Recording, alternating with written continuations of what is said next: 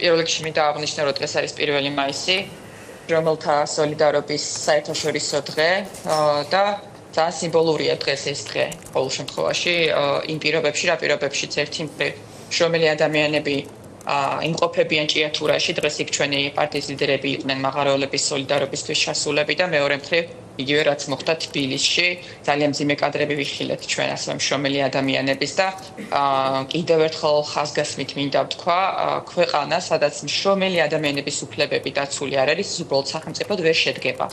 ვერ ექნება ქვეყანას პრეტენზია სახელმწიფოებრიობაზე, ისეთ ქვეყანაში, სადაც მშრომელი ადამიანები არიან იმ დღეში, რა დღეშიც არიან ეს ჭიათურა იქნება თბილისში ბაზრობის ტერიტორია იქნება თუ ზოგადად საქართველოს მასშტაბით.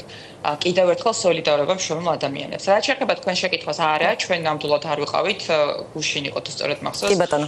ამ შეხვედრაზე, იმიტომ რომ ჩვენ ამ პლატფორმასთან თანამშრომლობთ, როგორც იცით, თქვენთანაც ბევრჯერ მაქვს ნასაუბრები, მხოლოდ ორ საკითხზე, ეს არის პოლიტიკური პატიმრები და საერთაშორისო მიმართულებაში ევროკავშირის ელჩებთან შეხვედრა რატომ არ შედიოდა? საერთაშორისო მიმართულებით თქვენ იცით, რომ ჩვენს პარტიას იცით თქვენ რომ გახარი არ არის მხოლოდ ერთ-ერთი ოპოზიციონერი ლიდერი, ის არის ქვეყნის პრემიერ-მინისტრი და მას რა თქმა უნდა მრავალი წლის ურთიერთობა თავისი პერსონალურიც მათ შორის აქვს ჩვენს პარტნიორებთან საერთაშორისო მიმართულებით არის საკითხები, სადაც ერთად ხდება თქვათ კომუნიკაცია უცხოელებთანაც, ამ საერთაშორისო პარტნიორებთან არის საკითხები, როდესაც ცალკე და ინდივიდუალურად ხდება. ხშირად არის რომ ინდივიდუალურად ხდება. ხო, ამის შევხვდე გასაოცარი და გასაკვირი არაფერი არ არის. თუმცა როგორც ადრე გითხარით და ახლაც გავიმეორებ სიამოვნებით, რომ ქალბატონ სალომე ზურაბიშვილის პლატფორმასთან ორ საკითხზე თანამშრომლობაში ვრჩებით. ამას ნამდვილად გიდასტურებთ. ამიტომაც დავაზუსტე, იმიტომ რომ მეორე საკითხს ამბობ საერთაშორისო მიმართულებას მუდმივად და ამიტომ იყო უცნაური. მეორე საკითხი საერთაშორისო მიმართულებას არა. მოთხოვნები. ხო, მეორე საკითხი ერთი არის ეს არის პოლიტიკური პატიმრების გათავისუფლება და მეორე არის ევროპული მომავლის პერსპექტივის გადარჩენა, პირველ რიგში რა თქმა უნდა. როგორ უყურებთ მაშინ განცხადებებს გითხარით კოალიციური მთავრობის მომზადებასთან დაკავშირებით დაწყებულ დისკუსიაზე, ამას დღეს არაერთგვაროვანი გამოხმაურებები მოხდა. ყველა ესე ვთქვათ პოლიტიკურ აქტორს, რა თქმა უნდა, თავისი ხედვა აქვს, ვთქვათ, რა მომენტში, რა სტადიაზე, რა განცხადებებს გააკეთებენ, ბუნებრივია. ჩვენი პრიორიტეტი, რა თქმა უნდა, არის, როგორც გითხარით, პირველ რიგში პოლიტიკური პატიმრების გათავისუფლება და ახალი არჩევნების დანიშნვის საკითხი დღის წესრიგში ყოველთვის იდგება, იმიტომ რომ მიგვაჩნია, რომ ამ ახალი არჩევნების დანიშნა არის ყველაზე უმტკივნეულო გამოსავალი იმ პოლიტიკური კრიზისიდან, რომელ კრიზისში ივანიშვილმა და ზოგადად ივანიშვილის ოცნებამ ქვეყანა შეიყვანა. თუმცა კონკრეტულ განცხადებებს გააჩნია კონკრეტულად რომელ განცხადებაზე მესაუბრებით, მაგრამ საბოლოო ჯამში კოალიციური მართლობა, ჩემი პირადი აზრია, რა თქმა უნდა, კოალიციური მართლობა მნიშვნელოვანი სახეა საპარლამენტო რესპუბლიკაში, მაგრამ ამაზე გადაწყვეტილება საბოლოო ჯამში უნდა მიიღოს საქართველოს მოქალაქეებმა, რომელთაც 2024 წლის ოქტომბერში კი ვიცით, რომელთა საარჩევნო უფლებასაც როგორ მოექცა ივანიშვილი. ამიტომ ეხლა პირველ რიგში ჩემი აზრით და ჩვენი აზრით არჩევნების როგორც ფუნდამენტური კონსტიტუციური უფლების არსის დაცვა არის თავარი. ხოთეშორის ამ შეხვედრაზე როგორც დამსწრები ყოფიან, ერთ-ერთი კითხვა იყო უკეთეს ფორმაში არის თუ არა ოპოზიცია ამ არჩევნებისთვის. თქვენი პასუხი როგორია? რელევანტური კითხვაა ხოთეშორის, რელევანტური კითხვაა, იმიტომ რომ ოქტომბრის შემდეგ ძალიან ბევრი პროცესი იყო. თან ეს პროცესი როგორ მიდის, ხო, ჩვენც ბევრი გვისაუბრია იგივე თქვენს ეთერში. ეს პროცესი ერთნაირად არ მიდის, ხო, არის რაცა აღმავლობა, ეს ემოციური პროცესია, ემოციურს გადაის მნიშვნელობით, მაგრამ პოლიტიკურად ხანისია და ხანასია, მოდი ვხეშად ესე ვიტყვი, ეს არ არის ერთგვაროვანი პროცესი, თავისი სირთულეები, მათ შორის ოპოზიციასაც ინდივიდუალურად თუ არა ინდივიდუალურად და ჩვენი გამოწვევები, რა თქმა უნდა, გვაქვს. ეხლა სხვა პარტიების მინუსებზე არ ვარ ეხლა იმისთვის, რომ სხვა პარტიების მინუსებზე ვისაუბრო, ჩვენი გუნდი, რა თქმა უნდა, მუშაობს მათ შორის ამ არც ხარვეზი იქნება თუ სისუსტეების გამოსწორებაზე, რომელიც მათ შორის ჩვენც მიგვაჩნია, რომ რაღაცა შეცდომები ჩვენც დაუშვით არჩევნების დაცვის კონტექსტში განსაკუთრებით და ჩვენ რა თქმა უნდა ამაზე ვმუშაობთ, მათ შორის ინფრასტრუქტურაზეც ვმუშაობთ. ეხლა ნება მიბოძეთ, რომ სხვა პარტიების მინუსებზე ამ გადაცემაში არ ვილაპარაკოთ, თუმცა ისედაც იცით, რომ ხშირად არის ხოლმე ეს ურთიერთკრიტიკა, მაგრამ ზოგადად ის, რომ თუ ოპოზიციური პარტიები ინდივიდუალურად ხო ხომ მე არ ჯერ ამ რაღაცა კოლექტიური გამოსწორებების ინდივიდუალურად თუ ყველა პარტია ისე მოიქცევა, როგორც ჩვენ ვიქცევით, რომ ჩვენი მინუსები დავაიდენტიფიციროთ და იმის გაუმჯობესებას და გაძლიერებაზე იმუშაონ, ეს მხოლოდ კარგი იქნება პროცესისთვის.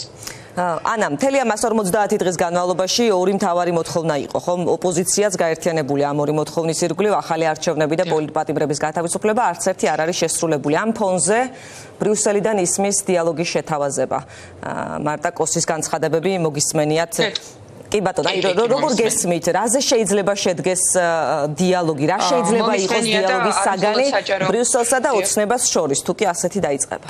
არა მხოლოდ საჯაროდ მომისმენია ეს ყველაფერი, კიდევ ერთხელ ამბობ, თქვენ იცით გიორგი კახარია ქვეყნის ყოფილი პრემიერ-მინისტრია და მას ცოტა უფრო განსხვავებული კომუნიკაციები გითხარით მით უმეტეს არასაჯაროდ რაზე საუბრობენ.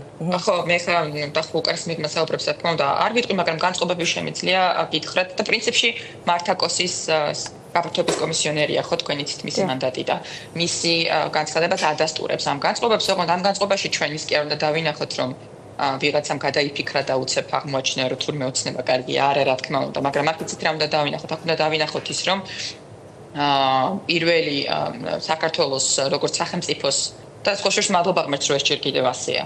აქვს დიპლომატიური ურთიერთობები ამა თუ სახელმწიფოებთან და ევროკავშირს როგორც ევროპროექტს ან ორგანიზაციას მადლობა ღმერთს აქაც რომ ჯერ კიდევ აქვს ინტერესი საქართველოსთან მიმართებით. ამიტომ ის რომ ისინი ცდილობენ თუ შეეცდებიან რომ კონკრეტულ საკითხებზე ისაუბრონ ოცნების წარმომადგენლებს, აქ თავარი ის კი არ არის ესაუბრებიან თუ არა.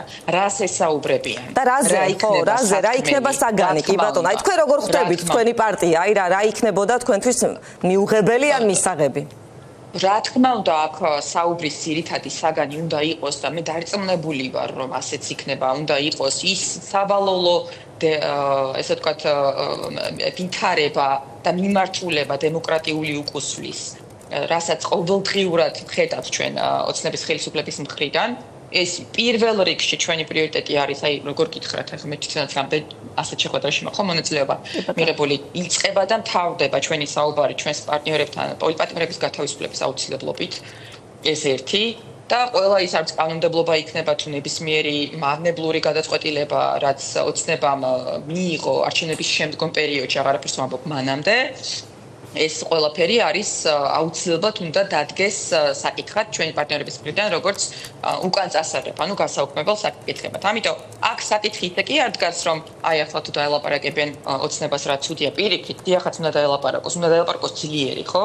იმიტომ რომ ხედავთ რომ რაღაცნაირად ახლა ოცნება მე ვერ ვიტყვი რომ მაინც დისკომფორტია იმ თვალსაზრისით რომ არავის ელაპარაკება ხო აქეთ ანუ ქვეყნის შიგნით ის ფაქტია რომ არავის ელაპარაკება იმედს საკუთარ თავს იმედზე ამიტომ რა თქმა უნდა მნიშვნელოვანია ეს საუბარი ოღონდ რაზე შედგება ეს საუბარი ეს არის ჩვენთვის მნიშვნელოვანი რა თქმა უნდა კი ბატონო, ისე ხშირად ვსვამდით ხოლმე ეთერში კითხვას, სად არის, რატომ აღარ ჩანს გიორგი კახარია. მისი გაუჩინარება რაღაც მნიშვნელოვან გადაწყვეტილებებს უკავშირდებოდა ხოლმე. არ გამოჩნდა თან რაღაც მნიშვნელოვანი პროცესია. არა, დღესაც ლაივი აქვს მაგალითად ერთ სოციალურ პლატფორმაზე არ გაუჩინარებულა, რა ვიცი დღეს მთელი დღე შეხვედრებს. აი პარლამენტში კომისიის შემდეგ ერთხელ ქონდა სულ ეთერი და რაღაც ესე საჯარო განცხადებებიც. ტრადიციულ მედიაში ეთერს თუ გულისხმობთ, ნამდვილად ასე იყო, ერთხელ იყო, მაგრამ ანუ არაფერი ამას მიზეზი არ აქვს.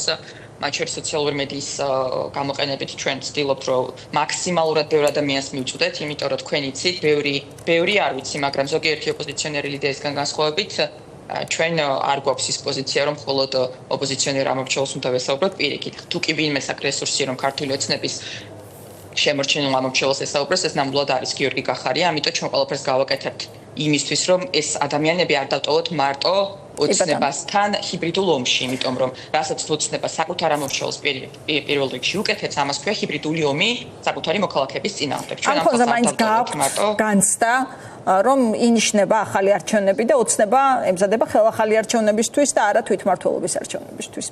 ან ორივესთვის ერთად შესაძლოა. როგორც გითხარით, თამუნახობდებით როგორი სიტუაცია, ანუ ეს ცვალებადი მოვლენებს შესაძლოა გქონდეთ მეტი ინფორმაცია, არა მხოლოდ განცდა. შესაძლოა გქონდეთ ძველი გუნდიდან მეტი ინფორმაცია. ინდიკატორები რა საჩვენებს? ხო, მესმის, რომ არა, იქ ბევრი ინდიკატორია, ხო, ესეც ცვლადებია, მაგრამ რომ არ ვიმარჩიელოთ, ეს არის ის გამოც ჩვენ სულ ვამბობთ, რომ ჩვენი პარტია ემზადება საპარლამენტო არჩევნებისთვისაც მუნიციპალური არჩევნებისთვისაც, ანუ ნებისმიერი არჩევნებისთვის, იმიტომ რომ ეს ლადები როგორ დაჯდება უხეშად ბოდიშს ვიყავ ტერმინისთვის, ანუ როგორ რაც ლადები იქნება და რა როგორ დაალაგდება, ეს ჯერ დღევანდელი გადმოსახედიდან მაისი დაიწყო, ხო? დღევანდელი გადმოსახედიდან ჯერ ადრეა ამაზე საუბარი. ამიტომ არტია პოლიტიკური პარტია მithumetes ავითარებაშიც გვამყოფებს. სხვაებიც ემზადებიან, როგორ ფიქრობთ, სხვა ოპოზიციური პარტიები თვითმმართველობის არჩევნებისთვის გახარია მიანიშნებდა ხოლმე ამაზე, ხომ არ ვთქვით უფრო დააკონკრეტოთ. ანუ დავას როქეშელება პარტია იმისთვის არის პარტია, რომ ის ნებისმიერ არჩევნებისთვის სად უნდა იყოს, იმიტომ რომ მაშინ დაიხურებოდი და წადი, ხო?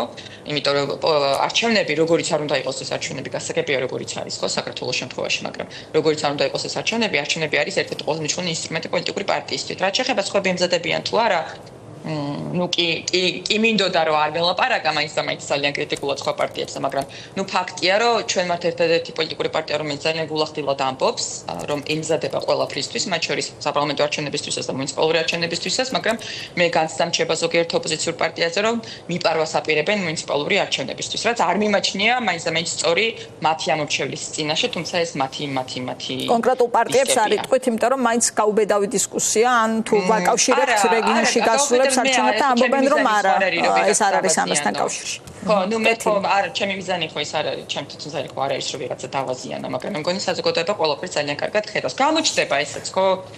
მე ესეც ჩემი ვარაუდია 100% ხო არ ვიცი ხა ინფორმაციის, მაგრამ მე რასაც ვუყურებ ზოგიერთი პარტიის ქმედებებს და რა ხმებით მოგდის ასე ვთქვათ, მათ შორის რეგიონებიდან, მე განცდა მრჩება რომ ზოგიერთი ოპოზიციური პარტია განურჩევლად იმის არ ასეუბნება ის საკუთარ ამორჩევლს, განცდა მრჩება რომ მიპარვას აპირებენ მუნიციპალურ არჩევნებისთვის, რაც მიმაჩნია რომ უბრალოდ არასწორია, იმიტომ რომ ასე იქნება ოცნება მაგალითად და ოცნებას უკეთესები მე მგონი უნდა ვიყოთ.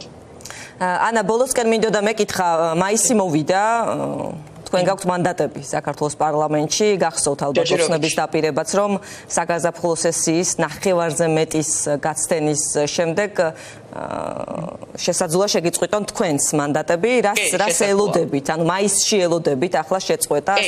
ნებისმიერ აქაც ნებისმიერი სცენარისთვის მზად ვართ ახლა ნება მიმბოძეთ რომ პირდაპირ ეთერში ოცნებას არ ჩვენი ტაქტიკა და რას ვაპირებთ არ გავუმხილოთ, ისედაც ესე რომელი გირჩევნიათ ანა გაგრძელება თუ შეწყვეტა? მე გეტყვით რაც აქამდე მათ შორის თქვენ ეთერში არაერთხელ გითქვამთ, ჩვენი პარტიისთვის საბიუჯეტო დაფინანსება არის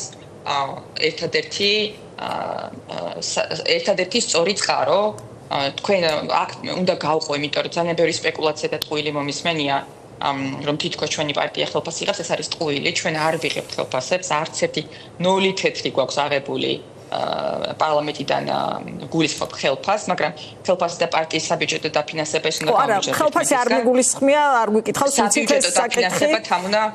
საბიუჯეტო დაფინანსება ჩვენი გუნდისთვის არის კრიტიკულ. საბიუჯეტო დაფინანსება ჩვენთვის არის კრიტიკულად მნიშვნელოვანი, იმიტომ რომ მიგვაჩნია, რომ ეს არის რა ფაქტია, რომ ეს არის ერთადერთი ტრანსპარენტული გამჭვირვალე წყარო ასეთ პირობებშიც ივანიშვილი ქვეყანას და პოლიტიკურ პარტიებს გვამყოფებს, ერთადერთი გამჭვირვალე წყაროა ფინანსებზე, იმიტომ რომ ჩვენ უარს ვამბობთ ოლიგარქიულ დაფინანსებაზე, ჩვენ არ გვყავს ბანკირი და ჩვენ ხელს არ მოვკიდებთ, როგორც აქამდე არ მოგვიკიდია შავი ფულისთვის.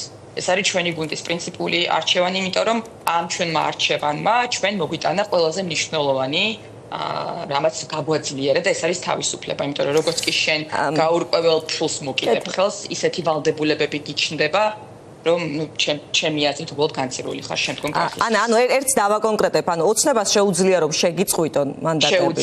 შეუძლიათ არ შეგიწყვიტონ. თუ არ შეგიწყვეტენ, ეს როგორ უნდა აღვიქვათ?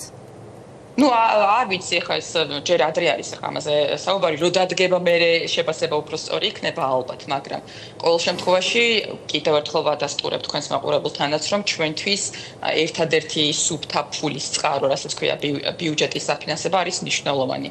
დანარჩენი კი იცით ახლა ეს საუბრები ხშირად გამოგვივლია. რა თქმა უნდა, თქვენ სწორად ამბობთ, რომ ეს პოლიტიკური მიზანშეწონილობის მიხედვით ხდება გადაწყვეტილების მიღება, რეგლამენტით ასეა. მაისში მოხდება, სექტემბერში მოხდება თუ როგორ მოხდება, დავალოდოთ და ვნახოთ, მაგრამ აქვე გეტყვით იმასაც, რომ ჩვენც რა თქმა უნდა, ჩვენი ტაქტიკური შესაძლებლობები არსებობს, გვაქვს ხო, მაგრამ ახლა პირდაპირ ეთერში ამას ოცნებას ნამდვილად არ გავუმხელ. კეთილი, ან ადრეც გვიკითხავს თქვენთვის და ახლა გითხავთ, შეიძლება რაიმე ისეთი გარემოებები შეიქმნას, რომ გადაწყვიტოთ პარლამენტში შესვლა? ყოველთვის ყველაფერი შეიძლება მაშინაც ეს მაქვს სავარაუდოდ კი და ალბათ ახლა ხომ უფრო მეტად არ ჩამოყალიბდით და კონკრეტდით ახლა უფრო მეტად კაფეო ხომ ახლა ამასთან არა კიდევ ერთხელ აი წერანაც ამაზე საუბრობდით ხო სხვა საკითხზე იგივე გიპასუხეთ აქაც იგივეს გეტყვით ჩვენ ხო არ ვიცით ეს ცვლადები როგორი იქნება ხო აი იგივე როდესაც მკითხეთ რომ აი იქნება და რაღაცა ხდება ისეთი რომ ახალი არჩევნები საპარლამენტო არჩევნები ინიშნება ხო ჩვენ ეს ჯერ არ ვიცით ისიც არ ვიცით ჯერჯერობით იგივე ჩვენი საერთაშორისო პარტნიორების მხრიდან მაგიდაზე მოლაპარაკების მაგიდაზე რა იქნება დადებული ხო ამიტომ ჯერ ძალიან ბევრი ბუნდოვანება და გაურკვევლობა რა თქმა უნდა შესაძლოა იყოს ისეთი გარემოება ოღონდ ეს არც მე ვიცით არც თქვენ იცით რომ არაფერი გამორიცხული არ არის ხო მაგრამ ამ ეტაპზე ყოველ შემთხვევაში ასეთი გარემო დღეს არ არსებობს